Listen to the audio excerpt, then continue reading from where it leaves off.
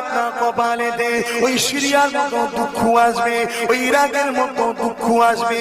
কারণ আমি আপনি জন্মেছি আল্লাহ নবীর গোলামি করার জন্য, আল্লাহর জন্য, রাসূলের জন্য লড়াই করার জন্য।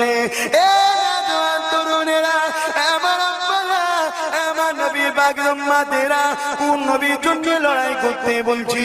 যে নবী বাবাকে আপনাকে কতটা মহব্বত করেছে, ওই নবীকে কেমন পিয়ার করতে হবে, যে পিয়ারটা সাহাবারা করেছে। আমি আপনি কেমন করলাম? আল্লাহ নবী মদিনা নববীতে বসে আছে, এমন সময় নবী আমার জানিয়ে দিলে, বাবা সাহাবারা কে আছো বাবা? ইসলামের জন্য লড়াই করতে হবে বাবা, আল্লাহর জন্য লড়াই করতে হবে বাবা, আমি রাসূলুল্লাহ আমার জন্য লড়াই করতে হবে বাবা।